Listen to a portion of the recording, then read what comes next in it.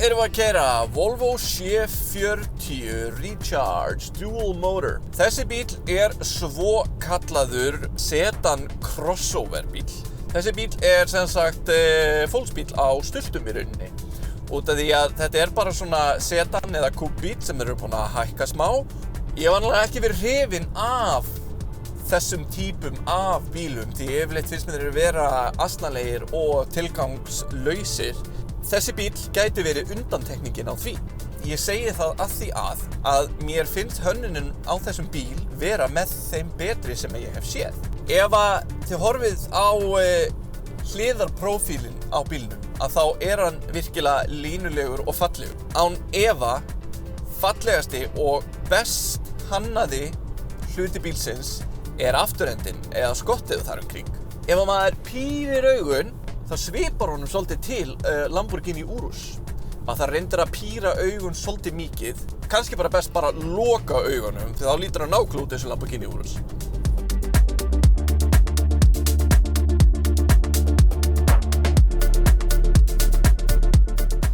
Þetta er mögulega skemmtilegasti takkin í bílnum. Smellir hérna. Þá detta hausapúðan að atta niður sjálfkrafa. Jú, hér erum við með lítið hólf.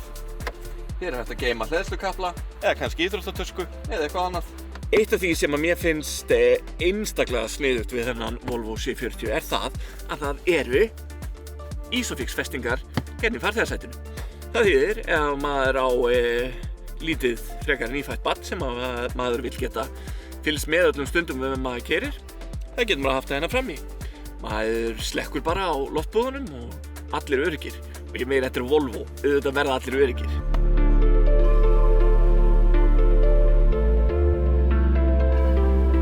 Þú ert með þennan spoiler þarna aftan og einhver svona spoiler skúbb þarna að ofan og svo hvernig afturljósin eru teiknuð meðfram línum bodysins.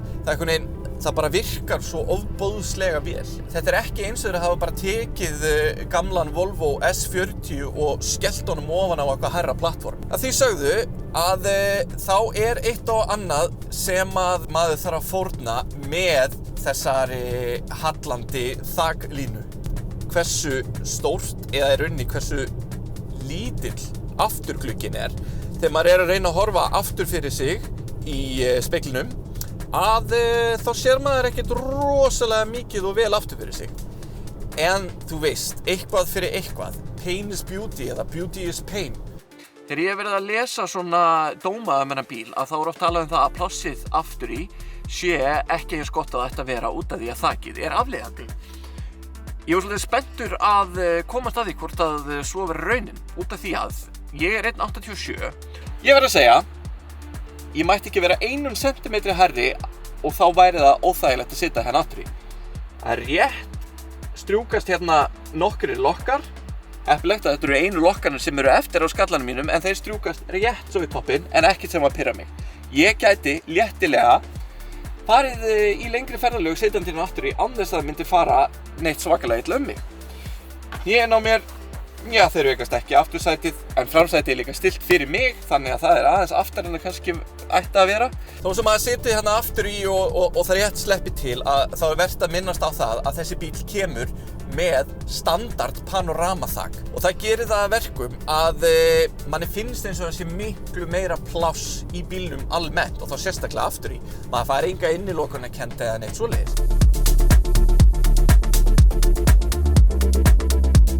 Volvo C40 bílinn sem við erum með hérna fyrir aftan mig, hann er tvíbura systkini Volvo XC40. Þetta eru ekki eineggja tvíburar og er það út af því að C40 bílinn, hann er öðruvísi laginu. Hann er með aðeins minna skott en XC40 bílinn og munar þar á einhverjum 40 lítrum eða svo. Snertilaust. Eitthvað að plássi. Eins og sést að þá er alveg ágætis pláss hérna í skottinu. 413 lítrar. Og það er fullt á svona sniðugu dóti hérna aftur í. Sjáðu. Það er hægt að brjóta þetta svona upp og skilja að plássin hérna í skottinu og þá fær maður líka meira pláss hérna niðri til að geyma kapla eða eitthvað annað þá líka.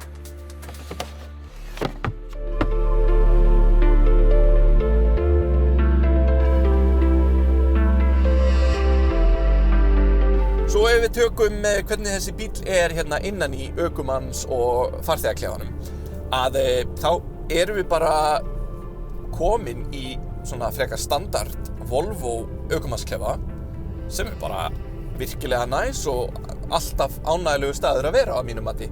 Það eitt samt í þessari Volvo innréttingu sem ég hef ekki séð áður og það efnið hérna á mælaborðinu, þetta svona timburlíkið. Og að skemmtilega við þetta að á kvöldin eða nóttunni að þá lýsir þetta upp aftan frá. Þetta verður því að verða svona svart á daginn og verður svona gráhvítt á kvöldin. Virkilega gott og fallegt touch. Svo erum við náttúrulega með Harman Kardon kerfið í þessum bíl. Og þú veist, ég held ekki að Volvo eiginlega framleiði bíla nema að það séu bara dúndur græjur í bíluna þeirra. Og það bara virkilega vel séð ef maður fyrir það að hlusta á tónlist. Það engin dauð dýr að finna inn í þessum bíl og þá ég ekki að meina það að sé einhver dauð pokarotta undir farþegasætinu eða eitthvað svoleiðis. Nei, það ekkert leður í þessum bíl og það ekki hægt að kaupa þessa bíla með leðurinnréttingu. Þessi innrétting 100% vegan.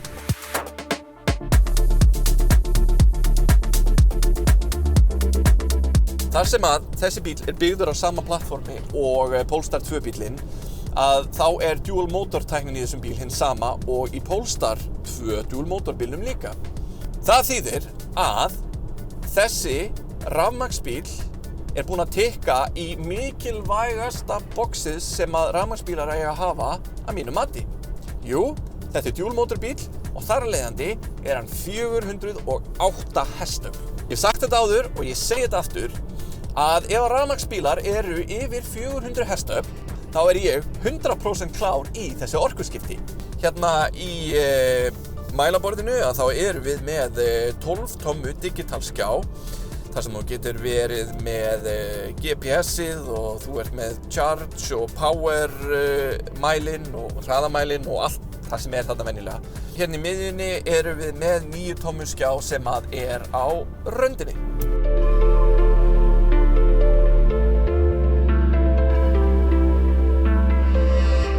Þessi Volvo og allir rafmagns Volvoar og Polestarar með One Pedal Drive ökumannsstillingu.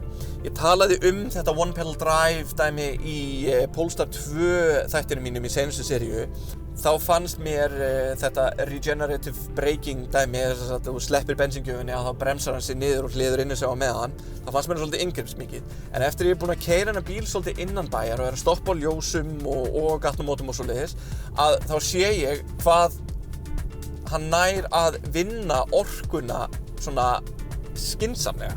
Þá ég komið að því allra leiðilegasta sem að ég tala og heyri minnst á þegar kemur að því að tala rafmagnsbíla og það drægnin. Jú, drægnin í þessum bíl einhverjir 449 kílómetrar í allra bestu mögulegu aðstæðum.